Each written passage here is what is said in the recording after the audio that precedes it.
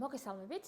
დღეს მინდა გესაუბროთ Professional Scrum Product Owner-ის საერთაშორისო გამოცდაზე და მოგაწოდოთ ცოტაოდენი ინფორმაცია აღნიშნული გამოცდის შესახებ. პირველ რიგში უნდა ვიცოდეთ რა ღირს ეს გამოცდა. ეს გამოცდა ღირს $200 თითოეულ ცდაზე, რაც გულისხმობს იმას, რომ თუ გამოცდა ვერ ჩააბარეთ პირველივე ცდაზე, თქვენ უნდა გადაიხადოთ ისევ $200 და გახვიდეთ თავიდან გამოცდაზე. ამ გამოცდას არ აქვს ეგრეთ წოდებული renewal fee, რომელსაც წინასწარ იხდი.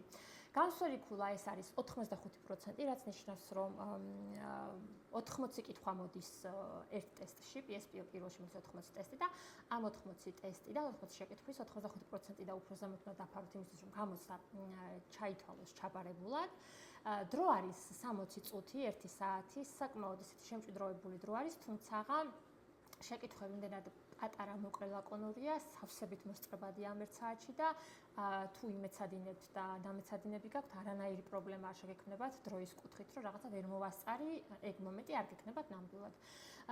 გამოცდის ფორმატი ეს არის multiple choice, multiple answer, true and false, რაც გულისხმობს იმას, რომ კითხვებში ჩამოთვლილი შეიძლება იყოს 4 ან მეტი სავარაუდო პასუხი.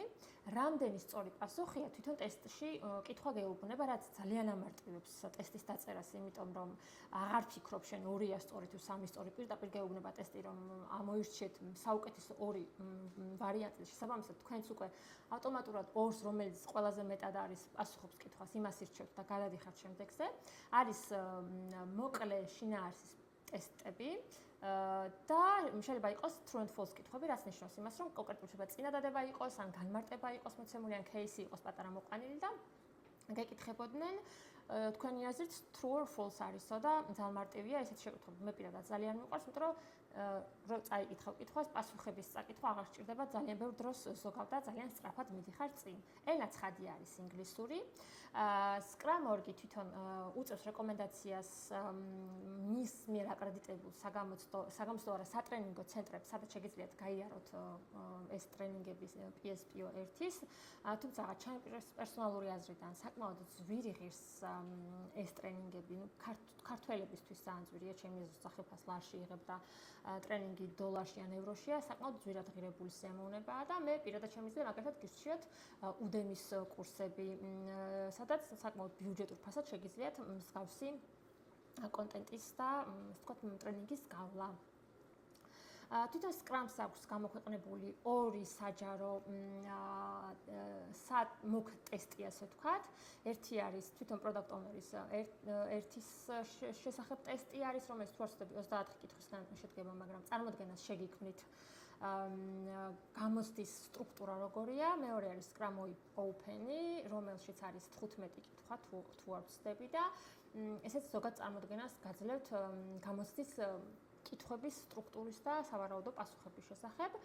კარგი ამ გამოცდას აქვს ის, რომ არის lifetime, არ ჭირდება არანაირი განახლება, მიუხედავად იმისა, რომ Agile-ის გამოცდა არის, ასე ვთქვათ, არ ჭირდება ყოველწლიური განახლება და დამატებითი ღირებულებების გადახდა და დამატებითი სამუშაო საათების თუ personal development საათების დალოგვა.